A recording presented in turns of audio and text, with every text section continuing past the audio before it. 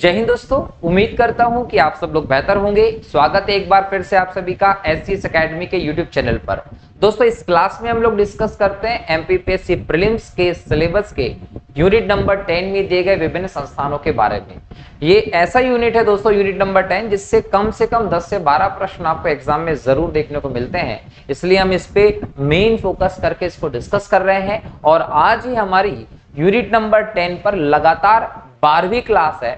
आज के इस क्लास में हम लोग डिस्कस करने वाले हैं national commission for protection of child rights के बारे में, या राष्ट्रीय बाल अधिकार संरक्षण आयोग के बारे में।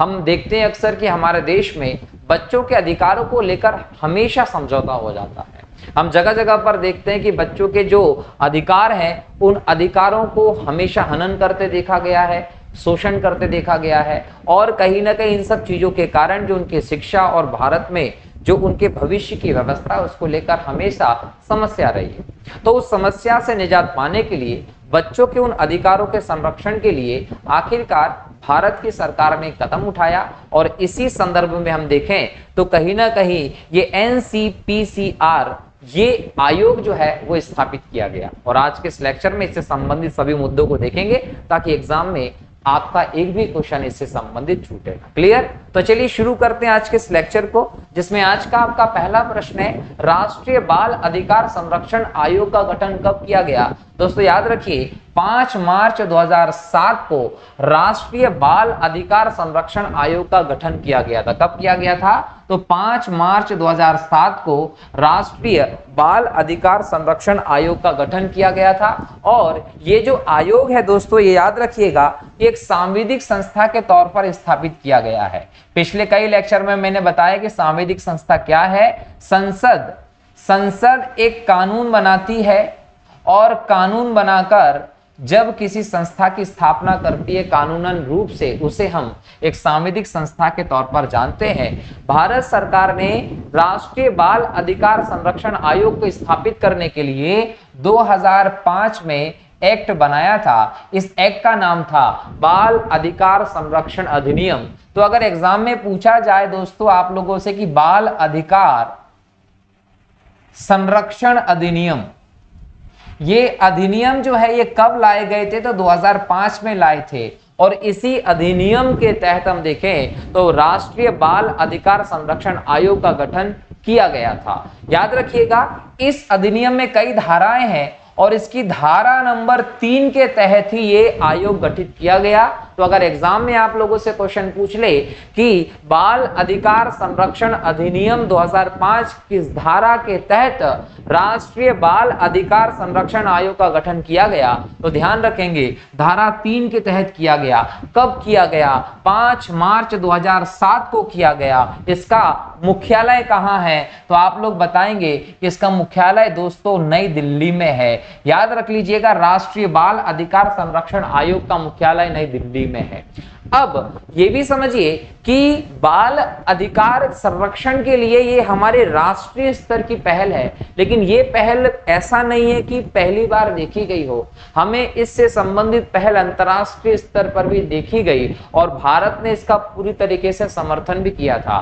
याद रखिएगा दोस्तों तारीख कि 20 नवंबर को 1989 को यूएन जो है, संयुक्त राष्ट्र जो है, इसका एक सम्मेलन हुआ था। किस पर हुआ था? तो याद रखिएगा, बाल अधिकारों पर याद रखिए, बाल अधिकारों को लेकर यूएन जो है, संयुक्त राष्ट्र जो है, उसका 20 नवंबर 1989 को एक सम्मेलन हुआ था, जिसके बाद एक प्रस्ताव पास करके बाल अधिकार के लिए कहीं ना कहीं अंतर्राष्ट्रीय स्तर पर संगठित प्रयास किया गया। और इस प्रस्ताव को भारत ने 11 दिसंबर, याद रखिएगा कि भारत ने 11 दिसंबर 1992 को अनुमोदन प्रदान किया था। तो एग्जाम में पूछे कि बाल अधिकारों को लेकर संयुक्त राष्ट्र का सम्मेलन कब हुआ, तो याद रखेंगे 20 नवंबर 1989 को। और भारत ने इस सम्मेलन में पास हुए प्रस्ताव को अनुमोदन कब प्रदान किया?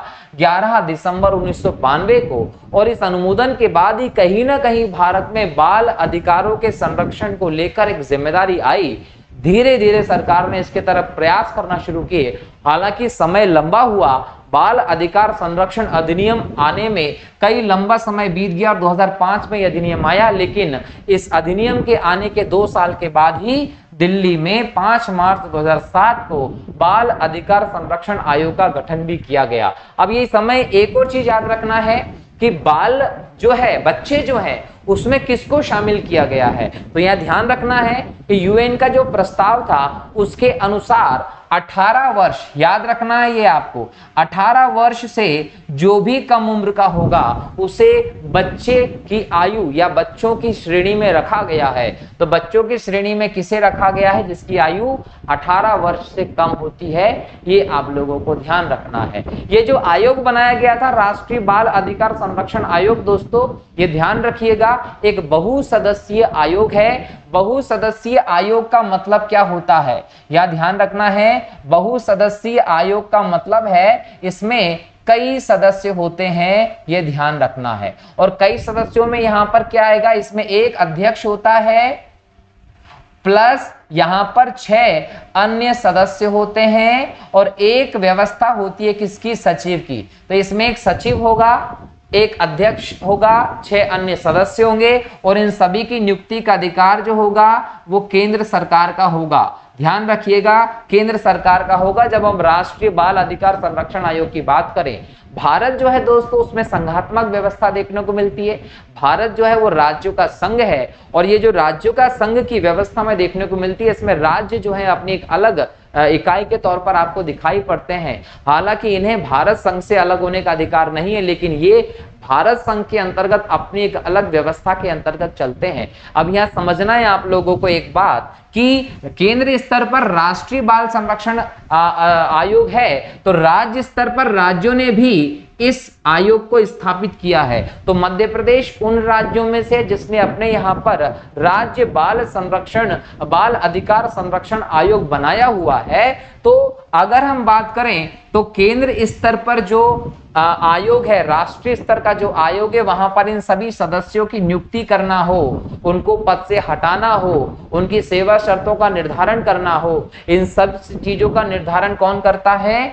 केंद्र सरकार का काम है। याद रखिएगा, केंद्र सरकार का काम है। और यही सब काम राज्य स्तर के आयोग में राज्य सरकार करती है, ये भी ध्यान रखना है। तो यहां पर आपने देखा कि राष्ट्रीय बाल संरक्षण आयोग जो है वो किस प्रकार की संस्था है और किस प्रकार से इसे भारत में स्थापित किया गया है और भारत में इसकी किस प्रकार की व्यवस्था है। ठीक है, चलिए, तो इस क्वेश्चन में हमने कई सारे इंपॉर्टेंट चीजों को समझा जो कि बाल अधिकार संरक्षण आयोग से संबंधित है। अगला प्रश्न है, बाल संरक्षण आयोग अधिनियम 2005 के अधीन राष्ट्रीय बाल संरक्षण आयोग के गठन का प्रावधान किस धारा में किया गया है? तो मैंने आपको बताया है, धारा नंबर 3 में बाल संरक्षण आयोग जो है उसका गठन किया गया है। अब याद रखिए, इसके 3 स्तर भी हमें दिखाई पड़ते हैं। कितने स्तर दिखाई पड़ते हैं? 3 स्तर। इसमें एक स्तर होता है दोस्तों राष्ट्रीय स्तर।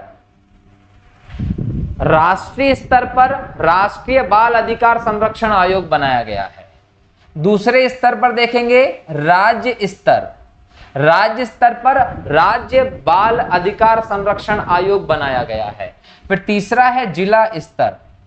जिला स्तर पर जब मैं देखता हूं तो यहां पर होता है बाल न्यायालय। इनसे संबंधित, इनके शोषण अधिकार के वंचन से संबंधित कोई भी मामले जो होते हैं वो जिला स्तर पर बनाए गए बाल न्यायालय में जाते हैं। और बाल न्यायालय जो होता है दोस्तों, ये एक इंपॉर्टेंट इकाई है इस पूरी संस्था की, जिसके बारे में हम आगे बात करने वाले हैं। ठीक है, तो बाल अधिकार संरक्षण, जो बाल संरक्षण आयोग अधिनियम 2005 की धारा 3 के तहत ही बाल संरक्षण आयोग गठित किया गया था, ये ध्यान रखना है। अगला प्रश्न है, राष्ट्रीय बाल अधिकार संरक्षण आयोग के अध्यक्ष तथा सदस्य का कार्यकाल कितना होता है? तो याद रखिएगा, यहां पर क्वेश्चन में सिर्फ अध्यक्ष के कार्यकाल की बात की गई है। एक बात ध्यान रखने योग्य है, याद रखिएगा कि अध्यक्ष का कार्यकाल अलग दिया गया है और सदस्यों का कार्यकाल अलग है। अभी तक हम जो आयोग देख रहे थे, हमने उन आयोगों में देखा था कि अध्यक्षों या सदस्यों दोनों का कार्यकाल सेम होता था, लेकिन यहाँ पर क्या है, राष्ट्रीय बाल अधिकार संरक्षण आयोग के अध्यक्ष का कार्यकाल अलग है और सदस्यों का कार्यकाल अलग है। अगर हम अध्यक्ष का कार्यकाल की बात करें तो वह 3 वर्ष या 65 वर्ष के लिए चुना जाता है। जो राष्ट्रीय बाल अधिकार संरक्षण आयोग के अध्यक्ष हैं उनका कार्यकाल होता है 3 वर्ष या 65 वर्ष। और वहीं अगर मैं सदस्यों की बात कर लूं तो सदस्यों का कार्यकाल अलग होता है। सदस्यों का कार्यकाल होता है 3 वर्ष या 60 वर्ष।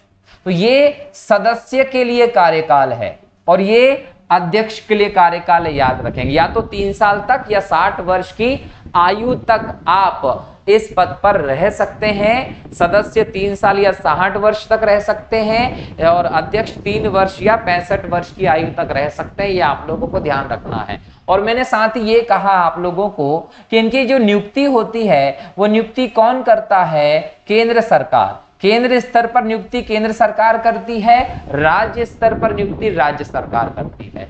अगर यहाँ पर नियुक्ति केंद्र सरकार कर रही है तो यहाँ पर यह भी समझना है कि ये लोग त्याग पत्र भी किसको देते हैं, त्याग पत्र भी दिया जाता है केंद्र सरकार को। और हटाने का काम भी किया जाता है किसके द्वारा, केंद्र सरकार के द्वारा। अब समझना यह है कि त्याग पत्र तो कोई भी अध्यक्ष या सदस्य अपनी मर्जी से देगा कि उसे इस पद पे रहना है कि नहीं रहना, और नियुक्ति केंद्र सरकार करेगी। लेकिन यहाँ पर हटाने की व्यवस्था की बात करें तो हटाने का काम केंद्र सरकार करती है कब, जब कोई व्यक्ति दिवालिया घोषित कर दिया गया हो, है ना, किसी कोर्ट ने उसको दिवालिया घोषित कर दिया गया हो। मानसिक रूप से देख लें या शारीरिक रूप से देखते हैं कि वो व्यक्ति अब सक्षम नहीं है तो उसको कर देंगे।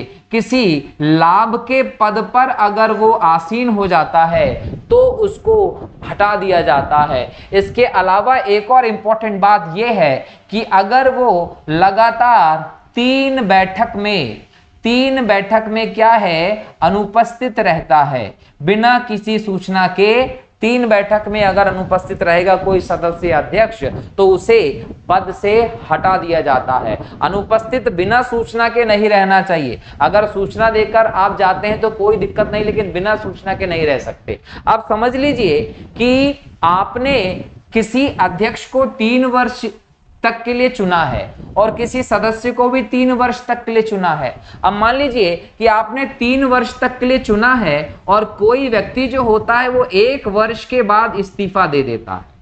1 वर्ष के बाद उसने इस्तीफा दे दिया तो उसका कार्यकाल कितना वर्ष बच गया, 2 वर्ष शेष बच गया। तो यहां पर एक और प्रावधान है कि अगर किसी भी वजह से अध्यक्ष या सदस्य का पद रिक्त हो जाता है तो ऐसी कंडीशन में 90 दिन के भीतर, कितने दिन के भीतर, ये याद रख लीजिएगा, अंडरलाइन कर लीजिए, स्टार बना लीजिएगा कि 90 दिन के भीतर रिक्त पद को भरा जाता है जो पद खाली हुआ है, और वो भी शेष अवधि के लिए भरा जाएगा। ये भी आप लोगों को ध्यान रखना है किसके संदर्भ में, बाल अधिकार संरक्षण आयोग के संदर्भ में। राष्ट्रीय स्तर पर भी ये व्यवस्था है और राज्य स्तर पर भी ये व्यवस्था है। अब एक और बात समझ लेते हैं कि अगर कोई व्यक्ति जिसका कार्यकाल 3 वर्ष का पूरा हो गया है लेकिन उम्र की दृष्टि से अभी वो योग्य है, अगर वो योग्यता धारण करता है तो वह पुनः नियुक्ति के पात्र होगा। कोई व्यक्ति जो राष्ट्रीय बाल अधिकार संरक्षण आयोग का अध्यक्ष रह चुका है या सदस्य रह चुका है और उसने अपना कार्यकाल पूरा कर लिया है लेकिन वो अभी भी योग्य है, एलिजिबल है, तो ऐसी कंडीशन में वो दोबारा से उस पद पर पुनः नियुक्ति कर सकता है, लेकिन ऐसा सिर्फ 2 बार हो सकता है। ये भी आप लोगों को ध्यान रखना है,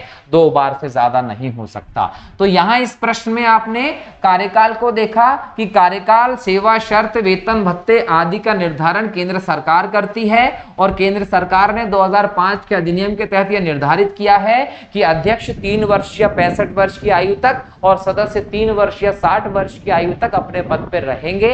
हटाने की प्रक्रिया क्या होगी वो मैं पूरा समझा चुका हूं, इसको नोट करते जाओ ताकि एग्जाम की दृष्टि से नोट अच्छा बन जाए, प्रश्नों के हिसाब से छूटेगा नहीं। अगला प्रश्न है, राष्ट्रीय बाल अधिकार संरक्षण आयोग के काम है। तो याद रखिए काम जो है राष्ट्रीय बाल अधिकार संरक्षण आयोग के जो काम है कार्य जो है वो इसकी धारा 13 में दिए गए। कभी कभी क्वेश्चन पूछ लेता है, तो याद रखिएगा राष्ट्रीय बाल अधिकार संरक्षण आयोग के जो कार्य हैं, कृत्य हैं, वो इसकी धारा 13 में दिए गए हैं। और धारा 13 कहती है बाल अधिकार संरक्षण अधिनियम की कि बाल अधिकारों के संरक्षण के लिए विभिन्न कानूनों द्वारा उपलब्ध सुरक्षा उपायों का परीक्षण करना, यस, ये इस आयोग का काम है, क्योंकि वो सुरक्षा उपाय सफिशिएंट है क्या नहीं, इस बात का निर्धारण ये आयोग करेगा। बाल अधिकारों के उल्लंघन की जांच करना कि क्या वास्तव में बाल अधिकारों का उल्लंघन हुआ है कि नहीं हुआ, अगर हुआ है तो उसको लेकर उपयुक्त कार्यवाही करवाना, ये भी इस आयोग का दायित्व है। विशेष देखभाल की जरूरत वाले बच्चों से जुड़े मामलों को देखना, ये भी इसका दायित्व है। मतलब ये सभी के सभी काम जो है वो राष्ट्रीय बाल अधिकार संरक्षण आयोग करता है, जो कि धारा 13 जो है 2005 के बाल अधिकार संरक्षण अधिनियम की, उसके तहत कहीं ना कहीं दिए गए हैं। ठीक है, चलिए अगला प्रश्न देखते हैं। अगला प्रश्न है, राष्ट्रीय बाल अधिकार संरक्षण आयोग के अध्यक्ष एवं सदस्यों के वेतन भत्तों एवं सेवा शर्तों का निर्धारण कौन करता है? तो केंद्र सरकार के द्वारा वेतन भत्तों व सेवा शर्तों का निर्धारण किया जाता है। अगला प्रश्न है, राष्ट्रीय बाल अधिकार संरक्षण आयोग के अध्यक्ष की नियुक्ति की अनुशंसा करने के लिए गठित चयन समिति का अध्यक्ष कौन होता है? बड़ा अच्छा प्रश्न है दोस्तों। याद रखिए कि केंद्र सरकार जो है वो नियुक्ति करती है। अब ये भी तो समझने वाली बात है कि केंद्र सरकार किसकी नियुक्ति करेगी, वो व्यक्ति भी तो सामने होना चाहिए ना कि अब भाई ये व्यक्ति है, फलाना व्यक्ति, इसको बना दीजिए। अब केंद्र सरकार के पास इतना समय तो नहीं है कि जाके तुरंत किसी को उठा के ले आए। तो केंद्र सरकार ने क्या किया है, नियुक्ति करने के लिए, नाम देने के लिए एक समिति बनाई है। क्या बनाई? एक समिति बनाई है। और ये जो समिति होती है इसमें कितने, ये 3 सदस्यों की समिति होती है। कितने सदस्यों की समिति होती है? 3 सदस्यों की समिति होती है। और इस समिति का जो अध्यक्ष होता है वो अध्यक्ष केंद्रीय महिला एवं बाल विकास मंत्री होता है। केंद्रीय महिला एवं बाल विकास मंत्री राष्ट्रीय बाल अधिकार संरक्षण आयोग के अध्यक्ष की नियुक्ति का नाम देने वाले समिति का अध्यक्ष होता है। टोटल 3 सदस्यों की यह समिति होती है। यह समिति सिफारिश करती है नामों की, और उस सिफारिश किए गए व्यक्ति को सेंट्रल गवर्नमेंट जो है वो नियुक्त कर देती है। याद रखिए राष्ट्रीय बाल अधिकार संरक्षण आयोग जो है ये एक बहुसदस्यीय आयोग है, जिसमें एक अध्यक्ष होता है, 6 सदस्य होते हैं और एक सचिव होता है। जो 6 सदस्य होते हैं ना, 6 सदस्य बोला है, एक अध्यक्ष बोला है और एक सचिव बोला है। यहाँ ये याद रखिएगा कि 6 सदस्य जो इनमें से 2 महिला होना अनिवार्य है। 6 सदस्यों में से 2 सदस्य महिला होना अत्यंत अनिवार्य है, ये भी आप लोगों को ध्यान रखना है।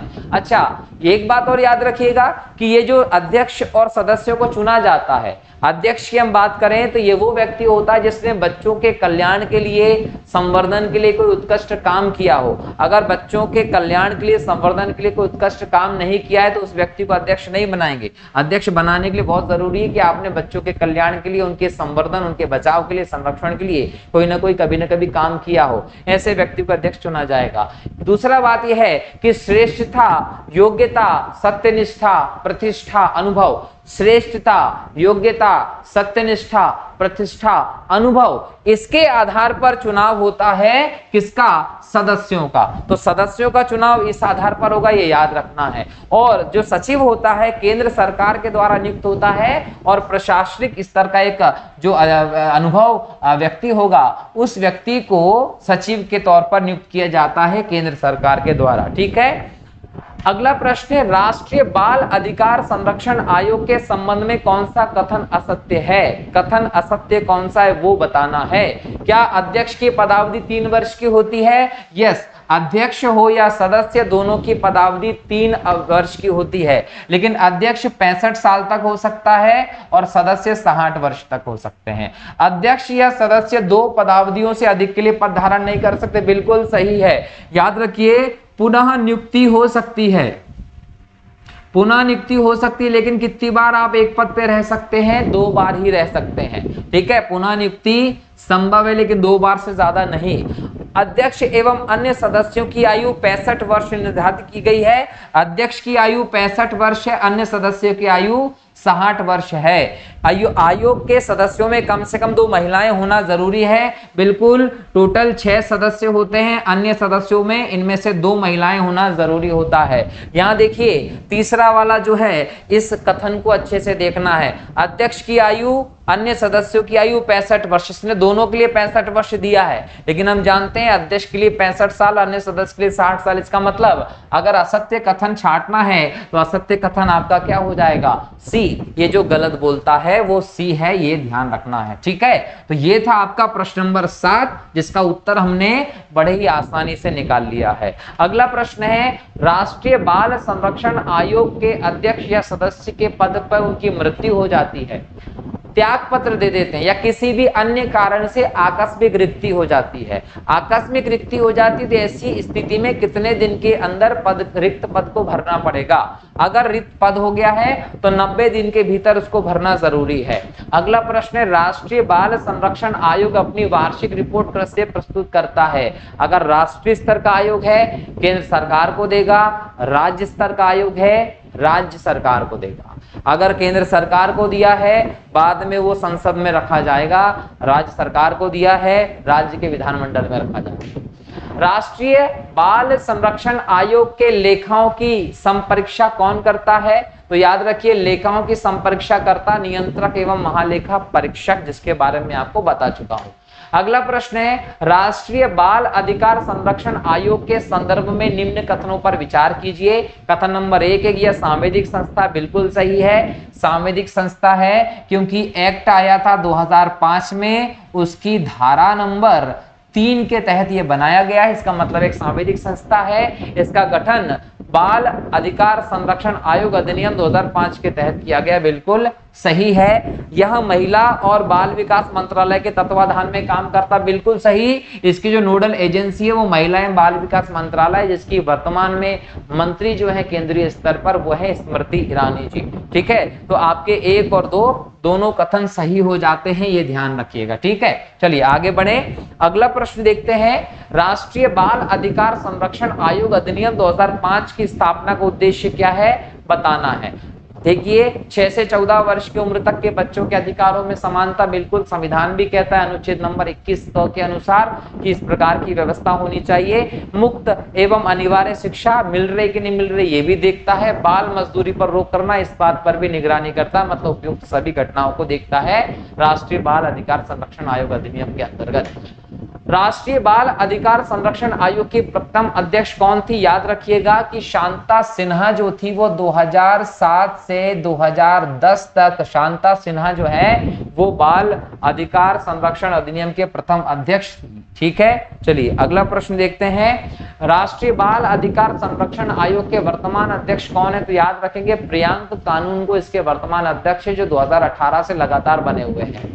निम्न में से कौन राष्ट्रीय बाल संरक्षण आयोग के अध्यक्ष रहे हैं? तो याद रखिएगा कि निम्न में से कौन राष्ट्रीय बाल संरक्षण आयोग के अध्यक्ष रहे हैं? कुशल सिन्हा, शांता सिन्हा, स्तुति नारायण कांकर, तीनों के तीनों रहे हैं। अगर मैं कुशल सिन्हा की बात करूं तो ये 2013 से लेके 2014 तक रहे हैं। अगर मैं शांता सिन्हा की बात करूं तो ये 2007 से लेकर 2010 तक रहे हैं। अगर मैं स्तुति नारायण कांकर की बात करूं तो 2015 से लेकर 2018 तक रहे हैं। ठीक है, तो ये इनकी समय अवधि है।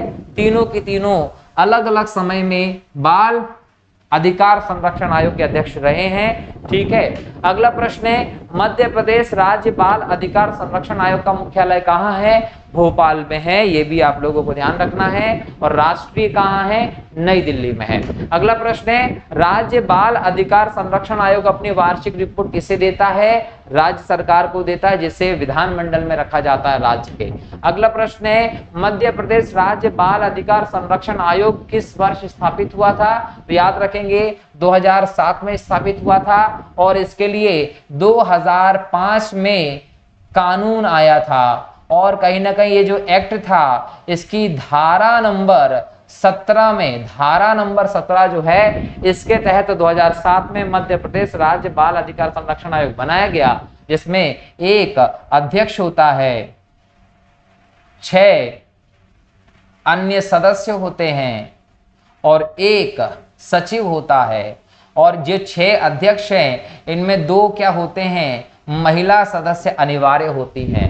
नियुक्ति राज्य सरकार करती है। कार्यकाल जो होगा वो 3 वर्ष या 65 वर्ष होगा अध्यक्ष का, और सदस्यों का कार्यकाल होता है 3 वर्ष या 60 वर्ष की उम्र तक। तो ये इनका कार्यकाल है।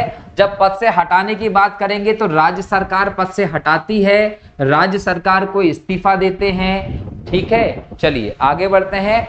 मध्य प्रदेश राज्य बाल अधिकार संरक्षण आयोग के अध्यक्ष एवं सदस्यों के वेतन भत्ते एवं सेवा शर्तों का निर्धारण कौन करता है, राज्य सरकार करती है मध्य प्रदेश की। मध्य प्रदेश राज्य बाल अधिकार संरक्षण आयोग अपनी वार्षिक रिपोर्ट किसे सौंपता है, राज्य सरकार को सौंपता है।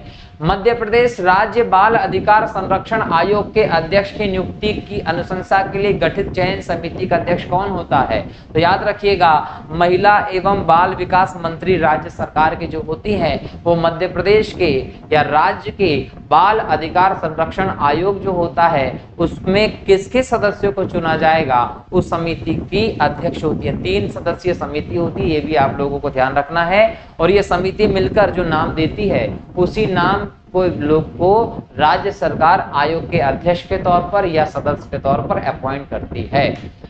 बाल अधिकार संरक्षण अधिनियम की किस धारा के तहत बालक न्यायालय की स्थापना की जाती है, दोस्तों तो याद रखेंगे धारा नंबर 25 जो है बाल अधिकार संरक्षण अधिनियम 2005 जो था, इसकी धारा नंबर 25 कहती है कि बालक न्यायालय स्थापित किए जाएंगे। और बालक न्यायालय कैसे स्थापित किए जाएंगे कि राज्य की जो हाई कोर्ट है उसका जो चीफ जस्टिस होता है इसके परामर्श पर ऐसा होता है। ठीक है, इसके अलावा क्या कहा गया है कि राज्य में कम से कम एक या हर जिले के सत्र न्यायालय को राज्य में बालक न्यायालय के तौर पर स्थापित किया जाएगा, ये धारा नंबर 25 कहती है। इसी के साथ साथ इसकी स्थापना का जो दायित्व होगा वो दायित्व राज्य सरकार का होगा। तो एग्जाम में अगर क्वेश्चन पूछ ले कि बालक न्यायालय की स्थापना कौन करता है, राज्य सरकार। या तो राज्य में एक होगा या फिर हर जिले में जो सत्र न्यायालय होता है उसे आप बालक न्यायालय के तौर पर घोषित कर सकते हैं। और यहां पर एक विशेष लोक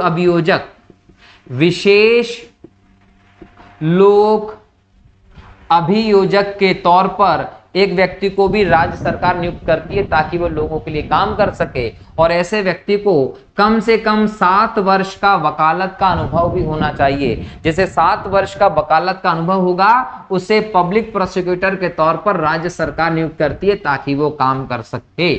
ठीक है, चलिए अगला प्रश्न है, बाल अधिकारों पर संयुक्त राष्ट्र समझौता कब संपन्न हुआ था, तो याद रखेंगे 20 नवंबर 1989 को बाल अधिकारों पर संयुक्त राष्ट्र का समझौता संपन्न हुआ था, जिसे 11 सितंबर को याद रखिएगा, इसे 11 सितंबर को 1992 में भारत ने अनुमोदन प्रदान किया था।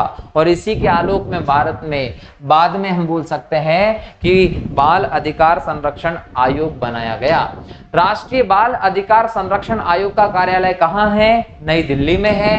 राष्ट्रीय बाल अधिकार संरक्षण आयोग की नोडल एजेंसी क्या है, महिला एवं बाल विकास मंत्रालय है। राष्ट्रीय बाल अधिकार संरक्षण आयोग के अध्यक्ष एवं सदस्यों की नियुक्ति किसके द्वारा की जाती है, केंद्र सरकार के द्वारा की जाती है। 3 सदस्यीय नियुक्ति समिति होती है। जो 3 सदस्यीय नियुक्ति समिति होती है उसका अध्यक्ष महिला एवं बाल विकास मंत्रालय का मंत्री होता है। केंद्र स्तर पर केंद्रीय मंत्रालय का होगा, राज्य स्तर पर राज्य मंत्रालय का होगा। अगला प्रश्न है, राष्ट्रीय बाल अधिकार संरक्षण आयोग की अध्यक्ष की नियुक्ति की अनुशंसा करने के लिए गठित चयन समिति में कितने सदस्य होते हैं, तो 3 सदस्यों की यह चयन समिति होती है जिसका अध्यक्ष राज्य स्तर पर राज्य महिला एवं बाल विकास मंत्री, केंद्र स्तर पर केंद्रीय महिला एवं बाल विकास मंत्री होता है। राष्ट्रीय बाल अधिकार संरक्षण आयोग के सचिव की नियुक्ति किसके द्वारा की जाती है, ये प्रश्न भी पूछा जा सकता है, क्योंकि सचिव जो होता है वो बहुत इंपॉर्टेंट सदस्य होता है इस पूरी संस्था का। ठीक है, चलिए यहां पर देखें कि राष्ट्रीय बाल अधिकार संरक्षण आयोग के सचिव की नियुक्ति कौन करता है, केंद्र सरकार करती है। और ये केंद्र स्तर पर देखें तो प्रशासनिक स्तर का एक अनुभवी व्यक्ति होता है। राष्ट्रीय बाल अधिकार संरक्षण आयोग के कर्तव्य एवं शक्तियों का निर्धारण किसके द्वारा होता है, तो राष्ट्रीय बाल अधिकार संरक्षण आयोग का केंद्र सरकार करती है। और राज्य का बाल अधिकार संरक्षण आयोग है तो राज्य सरकार करेगी।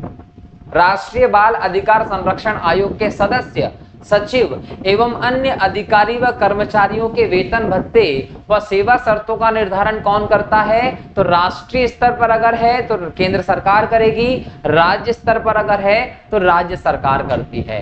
राष्ट्रीय बाल अधिकार संरक्षण आयोग के अध्यक्ष व सदस्य किसके संबोधित त्यागपत्र देंगे, तो याद रखिए राष्ट्रीय बाल अधिकार संरक्षण आयोग है, केंद्र सरकार को संबोधित अपना त्यागपत्र देंगे। और अगर राज्य बालक अधिकार संरक्षण आयोग है तो ऐसी स्थिति में वो राज्य सरकार को अपना त्यागपत्र देते हैं। ठीक है, चलिए अगला प्रश्न है, राष्ट्रीय बाल अधिकार संरक्षण आयोग के सदस्य व सदस्यों को, अध्यक्ष व सदस्यों को केंद्र सरकार द्वारा पद से हटाया जा सकता है यदि वह आयोग की लगातार 3 बैठक में अनुपस्थित हो। सदस्य को हटा सकते हैं कब, जब वो दिवालिया घोषित हो जाए किसी कोर्ट के द्वारा, मानसिक रूप से या फिर हम बोल सकते हैं शारीरिक रूप से अक्षम हो जाए, ठीक है, या फिर वो लाभ का पद ले ले, या फिर वो ये भी याद रखिएगा कि वो त्यागपत्र दे देगा तो त्यागपत्र भी सरकार स्वीकार कर सकती है, ये अलग मैटर हो गया। इन तीनों के अलावा अगर वो लगातार 3 बैठकों में अनुपस्थित रहता है तो भी केंद्र सरकार केंद्रीय स्तर पर, राष्ट्रीय स्तर पर बाल अधिकार संरक्षण आयोग के अध्यक्ष व सदस्य को पद से हटा सकती है। ठीक है, राष्ट्रीय बाल अधिकार संरक्षण आयोग की शक्तियों एवं कार्य प्रणाली के संदर्भ में निम्नलिखित कथनों पर विचार कीजिए कि कौन सा कथन सत्य है। पहला है, किसी भी व्यक्ति को समन जारी करना, उसका शपथ परीक्षण करना। बिल्कुल, अगर लगता है कि किसी भी व्यक्ति के द्वारा बालक अधिकार का उल्लंघन किया गया है तो ऐसे कंडीशन में उसको समन भी जारी कर सकती है और उसका शपथ परीक्षण भी कर सकती है। किसी भी दस्तावेज की खोज और उत्पादन की मांग करना, बिल्कुल कोई भी दस्तावेज अगर उसको अपनी जांच में जरूरत पड़ती है तो वो मांग कर सकता है।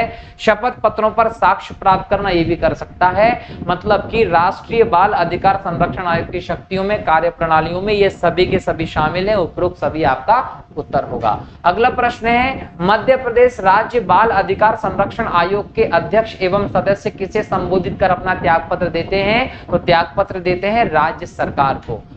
ठीक है दोस्तों, चलिए अगला प्रश्न देखते हैं। अगला प्रश्न है, मध्य प्रदेश राज्य बाल अधिकार संरक्षण आयोग के संदर्भ में निम्नलिखित कथनों पर विचार कीजिए। पहला कथन है आपका, आयोग के अध्यक्ष व सदस्यों को राज्य सरकार द्वारा साबित कदाचार या अक्षमता के आधार पर हटाया जा सकता है। बिल्कुल सही। अगर हम राज्य स्तर पर बाल संरक्षण आयोग की बात कर रहे हैं, राज्य स्तर पर, तो राज्य सरकार के पास ये पूरा अधिकार होता है। या हम मध्य प्रदेश की बात करें तो मध्य प्रदेश की जो सरकार है उसके पास पूरा अधिकार होता है कि अध्यक्ष या सदस्यों को अगर उनके ऊपर किसी भी प्रकार के कदाचार या अक्षमता का आधार है तो उनको हटा सकती है। आयोग के अध्यक्ष एवं सदस्यों को सेवानिवृत्ति के बाद पुनः पद पर नियुक्त किया जा सकता है। बिल्कुल पुनः पद पर नियुक्त किया जा सकता है, लेकिन 2 बार से अधिक बार नहीं। ये कथन भी सत्य है। इसका मतलब दोनों के दोनों कथन आपके सत्य हैं और उत्तर हो जाएगा जिसमें 1 और 2 दोनों सत्य दिए, मतलब 1 और 2 दोनों सत्य वाला सी वाला ऑप्शन आपका सही होगा। अगला प्रश्न है, राज्य सरकार किसकी सहमति से राज्य में कम से कम एक बालक न्यायालय या प्रत्येक जिले में सेशन न्यायालय को बालक न्यायालय के रूप में स्थापित कर सकती है? तो ध्यान रखेंगे, राज्य के उच्च न्यायालय के मुख्य न्यायाधीश के परामर्श से ही राज्य सरकार राज्य में कम से कम एक बालक न्यायालय या प्रत्येक जिले के सत्र न्यायालय को बालक न्यायालय के तौर पर स्थापित कर सकती है। किसके परामर्श पर? राज्य के उच्च न्यायालय के मुख्य न्यायाधीश के परामर्श पर ऐसा कर सकती है। और कौन करेगी? राज्य सरकार ऐसा करेगी। अगला प्रश्न है, पॉस्को एक्ट 2012 के संदर्भ में निम्नलिखित कथनों पर विचार कीजिए। दोस्तों, पॉस्को एक्ट जो है वो बच्चों के साथ अपराधों के संदर्भ में दंड का विधान करने वाला एक अधिनियम है। हमारे देश में बच्चों के के साथ जो अपराधों की घटना बढ़ती चली गई, उस घटना को देखते हुए भारत सरकार ने 2012 में पॉस्को एक्ट लेकर आया, जिसको बाद की सरकार ने और कठिन कर दिया, इसके प्रावधानों में और बदलाव किया, क्योंकि बालकों पर हो रहे जो शोषण के, जो रेप के जो केस रहे वो कम नहीं हो रहे थे। तो इसके संदर्भ में हम विचार करते हैं कि पॉस्को यौन अपराधों से बच्चों का संरक्षण करने के संबंध में अधिनियम है, बिल्कुल यौन अपराधों से बच्चों का संरक्षण करने संबंधी अधिनियम है पॉस्को एक्ट। इस अधिनियम में बालक को 18 वर्ष से कम आयु के व्यक्ति के रूप में परिभाषित किया, ये भी सही है, मतलब दोनों के दोनों सही आते हैं। राष्ट्रीय बाल संरक्षण आयोग के संदर्भ में कौन से कथन सत्य हैं? दो कथन दिए गए, दोनों पर विचार करना और कौन सा सत्य ये बताना है। केंद्र सरकार आयोग के अध्यक्ष व सदस्य को साबित कदाचार के आधार पर हटा सकती है, बिल्कुल राष्ट्रीय बाल संरक्षण आयोग के सदस्य व अध्यक्ष को केंद्र सरकार हटा सकती है यदि वो कदाचार साबित हो जाता है या सक्षम साबित हो जाता है। अध्यक्ष व सदस्य को हटाने से पहले उससे सुनवाई का अवसर दिया जाता, बिल्कुल सही भाई, कोई भी अगर अपराधी होता है तो उसको अपना पक्ष रखना जरूर दिया जाता है। एक और दो दोनों कथन सत्य होंगे। अगला प्रश्न है, राष्ट्रीय बाल संरक्षण आयोग के संदर्भ में कौन से कथन सत्य हैं? तो याद रखें, आयोग के अध्यक्ष का कार्यकाल 3 वर्ष या 65 वर्ष होता है, बिल्कुल सही कथन है ये। आयोग के सदस्य का कार्यकाल 3 वर्ष या 62 वर्ष की आयु नहीं, 3 वर्ष या 60 वर्ष की आयु है, यहाँ 62 दिया, मतलब ये वाला कथन गलत है। तो केवल एक सत्य आपका हो जाएगा, ये भी ध्यान रखिएगा। अगला प्रश्न है, निम्नलिखित पर विचार करें। विचार क्या करना है कि भाई इन दोनों कथनों पे कौन सा सत्य होगा। राष्ट्रीय बाल संरक्षण आयोग के अध्यक्ष या सदस्य पर किसी कारणवश रिक्त होने पर 60 दिन के भीतर भरा जाएगा। देखिए, राष्ट्रीय बाल संरक्षण आयोग के अध्यक्ष या सदस्य का पद किसी कारणवश मर जाए, त्याग पत्र दे या कोई भी कारण हो जाए, रिक्त हो जाता है, तो 60 दिन के भीतर नहीं दोस्तों, 90 दिन के भीतर ये पद भरने का प्रावधान है, 60 दिन नहीं है। आयोग के अध्यक्ष व सदस्य सेवानिवृत्ति के बाद अपने पद पर कितनी बार पुनः नियुक्त किए जा सकते हैं? कितनी भी बार नहीं किए जा सकते, याद रखिएगा, कितनी भी बार पुनः नियुक्त नहीं किए जा सकते, केवल 2 बार का प्रावधान है। इसका मतलब कि दोनों के दोनों कथन जो हैं वो सत्य नहीं है, ठीक है, दोनों के दोनों कथन क्या है? सत्य नहीं है, मतलब दोनों असत्य हैं। अगला प्रश्न है, मध्य प्रदेश राज्य बाल अधिकार संरक्षण आयोग के संदर्भ में कौन से कथन सत्य हैं? तो याद रखिए, पहला कथन है, आयोग का गठन बाल अधिकार संरक्षण आयोग अधिनियम 2005 की धारा 3 के तहत किया गया। देखिए, मध्य प्रदेश राज्य बाल अधिकार संरक्षण आयोग का गठन धारा 3 के तहत नहीं है, 17 आता है।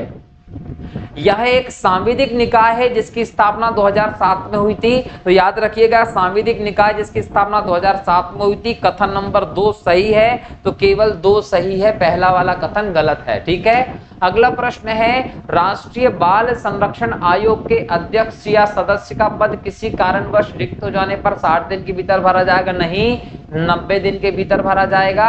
आयोग के अध्यक्ष व सदस्य सेवानिवृत्ति के बाद अपने पद पर कितनी भी बार पुनः नियुक्त किए जा सकते हैं? नहीं, कितनी भी बार नहीं, 2 बार किए जा सकते हैं। दोनों कथन असत्य हैं। क्वेश्चन रिपीट हो गया है, जो टाइप करता है उसको बोल दिया जाएगा, अगली बार से ऐसा नहीं होगा। अगला प्रश्न है, मध्य प्रदेश राज्य बाल अधिकार संरक्षण आयोग के संदर्भ में कौन से कथन सत्य हैं? ठीक है, ये प्रश्न भी दोस्तों रिपीट है, इसको हम स्किप कर देते हैं। अगला प्रश्न है, निम्नलिखित कथनों पर विचार करें। बाल संरक्षण आयोग के अध्यक्ष की नियुक्ति केंद्रीय महिला एवं बाल विकास मंत्री की अध्यक्षता वाली नियुक्ति समिति की सिफारिश पर की जाती, बिल्कुल सही। 3 सदस्यों की नियुक्ति समिति होती है जो नाम की सिफारिश करती है और केंद्र सरकार के द्वारा उन नामों को 3 वर्ष या 65 वर्ष अध्यक्ष के संबंध में, 3 वर्ष या 60 वर्ष सदस्य के संदर्भ में नियुक्त किया जाता है। आयोग के सदस्यों में 2 महिलाओं का होना अनिवार्य, बिल्कुल आयोग के सदस्यों में 2 महिलाओं का होना अनिवार्य है, ये कथन भी सही है, ये कथन भी सही है, मतलब दोनों कथन सत्य हैं। अगला प्रश्न है, बाल अधिकार संरक्षण आयोग अधिनियम की धारा 25 के तहत बालक न्यायालय की स्थापना की जाती, बिल्कुल सही। प्रत्येक न्यायालय में राज्य सरकार ऐसे व्यक्ति को विशेष लोक अभियोजक नियुक्त करती है जिसको वकालत का कम से कम 7 वर्ष का अनुभव हो, दोनों कथन सत्य हैं दोस्तों। अगला प्रश्न है, राष्ट्रीय बाल अधिकार संरक्षण आयोग के बारे में निम्न कथनों पर विचार करें। अध्यक्ष 3 वर्ष या 65 वर्ष की आयु पद पर रहता, बिल्कुल सही है। सदस्य 3 वर्ष या 60 वर्ष तक अपने पद पर रहते, बिल्कुल सही है। सदस्यों में कम से कम 2 महिलाएं होंगी, बिल्कुल सही है। अध्यक्ष एवं सदस्य पुनर्नियुक्ति के पात्र नहीं होती है, गलत है। मतलब 1, 2, 2 3 सही है, चौथा वाला गलत है। पुनर्नियुक्ति के पात्र होते हैं लेकिन 2 बार से, ठीक है। तो दोस्तों आज के इस लेक्चर में हम लोगों ने राष्ट्रीय बाल अधिकार संरक्षण आयोग से संबंधित इंपॉर्टेंट प्रश्नों को देखा है। आशा करता हूं कि आपको ये सभी प्रश्न समझ में आए होंगे। अगर आपको कोई डाउट होता है या कोई समस्या आती है दोस्तों, तो आप डायरेक्टली जो नंबर यहाँ दिया जाता है उस पर आप कॉल कर सकते हैं, व्हाट्सएप करके प्रश्न पूछ सकते हैं, टेलीग्राम पे मैसेज कर दीजिए, वहां आप प्रश्न पूछ सकते हैं। क्लियर, तो जो भी आपका डाउट रहे वो आप पूछिए बेझिझक, कोई दिक्कत नहीं। चाहे तो आप कमेंट करके भी प्रश्न पूछ सकते हैं, आपका उत्तर जरूर दिया जाएगा। और मैं आशा करता हूं कि आपको समझ में आ रहे होंगे सभी लेक्चर। जो लोग अभी तक चैनल को सब्सक्राइब नहीं किए हमारे यूट्यूब के, प्लीज चैनल को सब्सक्राइब कर लीजिए। और प्लीज जैसे ही आप इस लेक्चर को पूरा देख लेते हैं तो इस लेक्चर को लाइक करना और अपने दोस्तों के साथ शेयर करना मत भूलिए। मैं देख रहा हूं कि आप देख तो रहे हैं परंतु लाइक और शेयर करने से बच रहे हैं। आपका एक लाइक और शेयर हमें मोटिवेशन देगा ताकि हम और बेहतर डेटा आपके सामने प्रस्तुत कर सके। इसलिए लाइक जरूर कीजिए, लेक्चर को शेयर जरूर कीजिए, कोई डाउट आता है तो कमेंट भी कीजिए, ठीक है। मिलता हूं अगले लेक्चर में नए आयोग के नए प्रश्नों के साथ। तब तक के लिए बहुत बहुत शुक्रिया दोस्तों। जय हिंद, जय भारत, वंदे मातरम। और हाँ, अपना भी ध्यान रखिए और अपनों का भी विशेष ध्यान रखिए। बहुत बहुत धन्यवाद।